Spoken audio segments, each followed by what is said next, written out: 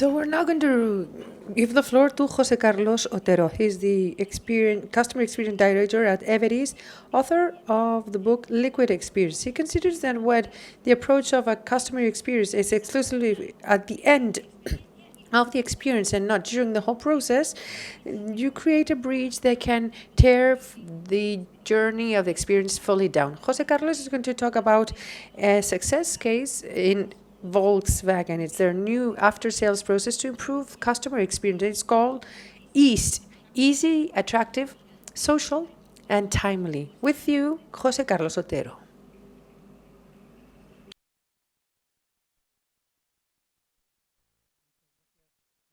Thank you everyone for this boost to behavioral economics. I do apologize, my voice is quite weak, but I'll try to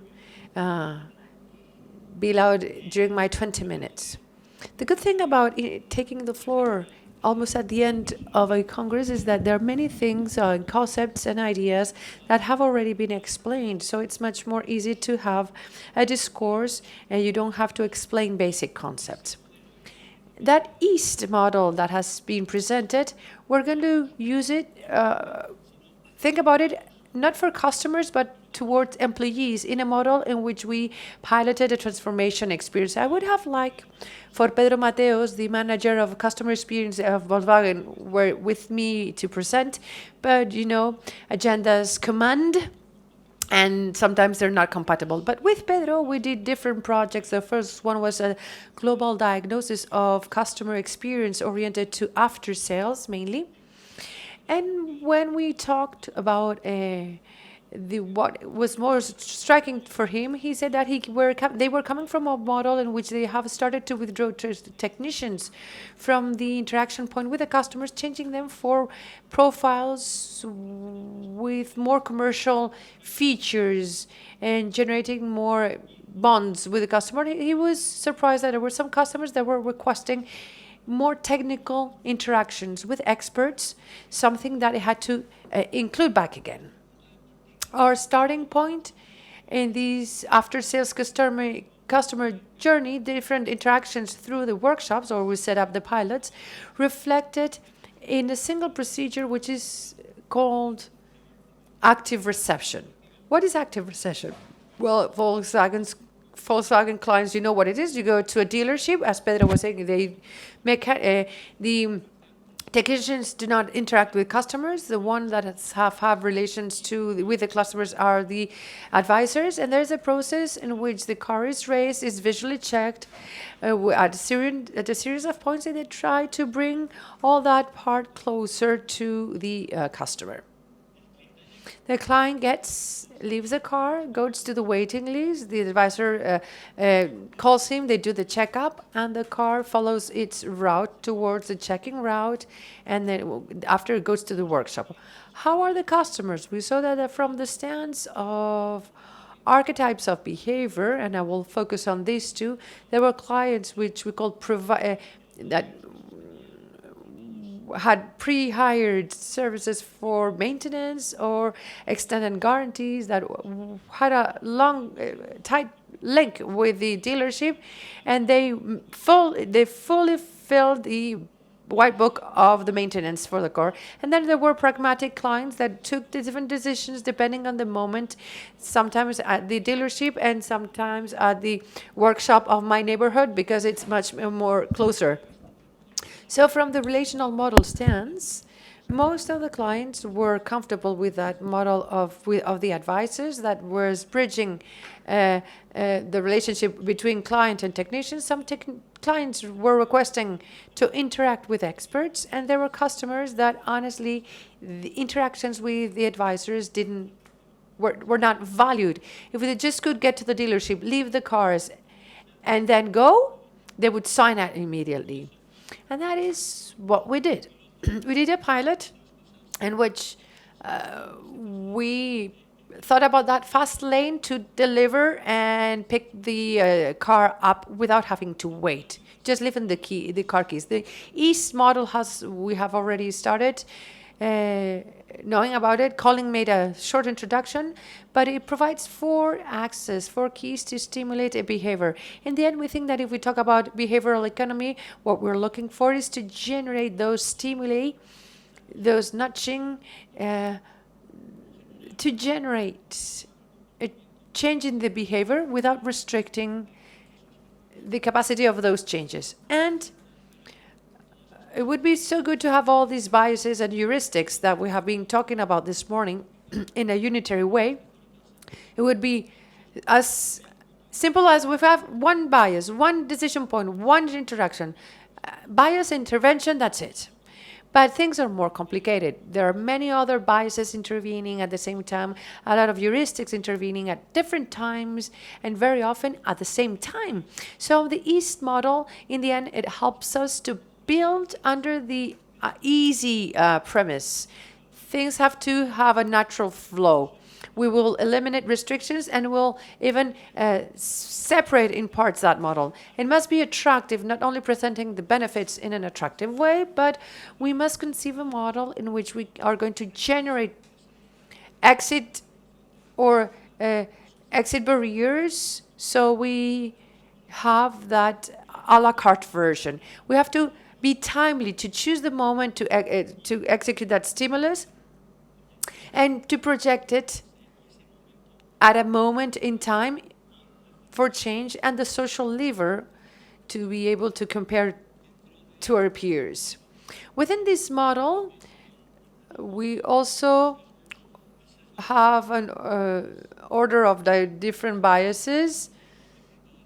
For example, I purchase a home and I have the light hired, the power supply hired. I can only choose timely, well, to bring the future.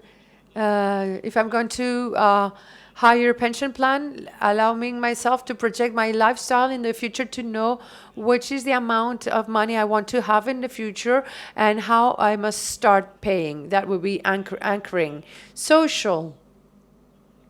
As a social norm, we all like, or we all prefer, for the Treasury to give us back money when we do present our taxes, though we have to pay every month. And attractive, creating those frameworks, facilitating those barriers, and the IKEA effect. Every time I've been investing into build that library, if it's not exactly the library or the bookshelves I wanted, with all the effort I've done, I will just keep that bookshelf because it has to be, because I've invested so much time. So how do we apply then the model? Well, the process, in reality, in order to summarize, the client gets there, leaves the keys, is not so comfortable. Well, the client calls for a time, he's offered the keys, he signs the custody, and the advisor works exactly the same way, but without the client. He takes the car, makes the active reception. If there's any piece that has to be changed or that proposes to the client, and they need the signature, and the acceptance of the client, and the car goes to the workshop. And the same thing for the pickup. Once the repair is done, the customer is called to come and pick it up, the client pick it up, and we have to notice that in the pilot, we just kept the clients that had those maintenance packs, and there was no payment interaction. That could also be a barrier for the pilot. So when the client gets to the workshop, gets the car, signs the pickup form, and that's it. So what did we face? I insist. We were not focusing on clients. It would be very rare for this model not to fit, because they were requesting this model. They were asking for a model simplifying interaction. So where was the challenge for this project, for the pilot, at the dealership level?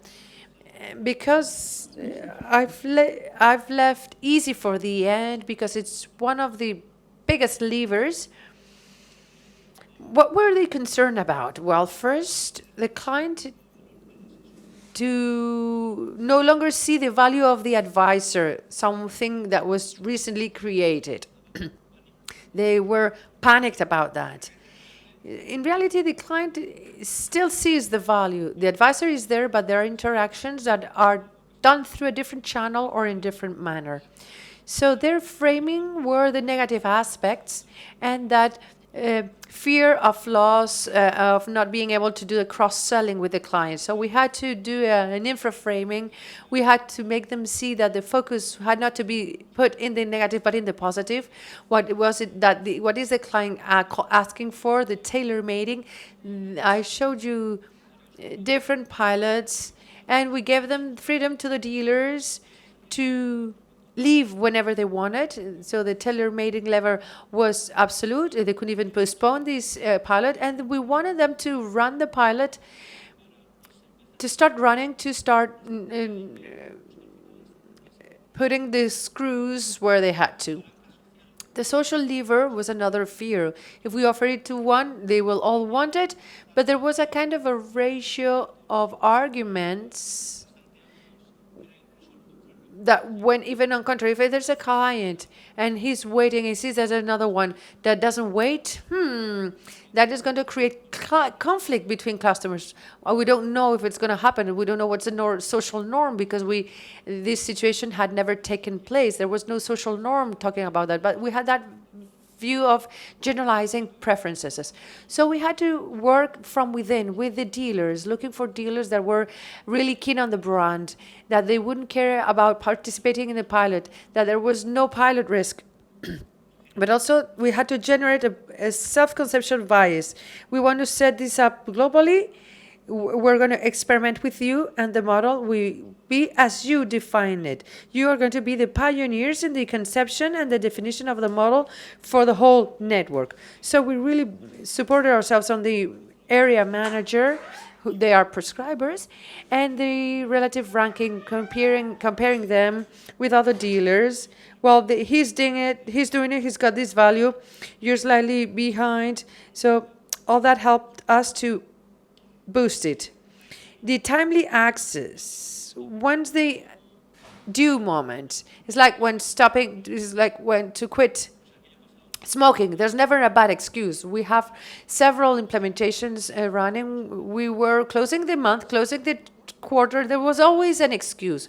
So as costs were heavier than benefits, what we had to do was to manage to just and open the door, don't close the door, open the door, let me start with the pilot, and you will see how we are going to project benefits over the efforts that you are going to have to make at the beginning. So time limitations, we got 3 implementations. We have got a lot of complexity in what we're doing already. So that we adapted to the level of participation. We told the dealers that they could assume as many pilots as they wanted. There were 3 or 4 options. They could participate in 1, 2, or 3, and they could leave at any moment. Fast lane, as they were concerned about the workload, because there are peak times where all customers arrive to give the car and pick it up. We did face that in Valley days, and it made it grow. And that growth was incremental, and even dealers included after that new, more complex elements. And finally, the easy lever. Active reception is the model we like. It works out very well. It's the brand it's the hallmark of the house, so why change it? So breaking that status quo, to break the inertia of what they were already doing, and the cognitive load of changing too many things into a process that I know I control as of today, that generates vertigo. The key here was for this to work in a natural way, in a fluent way, in their natural flow of interactions they have in the dealership, so that they could adapt every interaction to their reality. If they had a custody sheet, they would use it. Otherwise, we would give them one, or they could create their custody form. If they wanted to introduce any other security elements because of their past and track record, they could include it. We wanted them to involve as many people as they wanted in the pilot. Advisor, 1, 2 advisors, 3 advisors, people from reception desk. So in the end, the only thing we were asking for was to start at least with 1 advisor, and for them to have 3 fast lanes a day. Peak Valley day, Valley hour, to reduce to the max friction.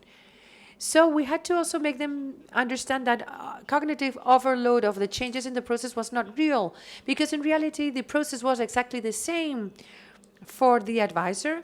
The only thing that they were doing were changing the order in some interactions but as many logics.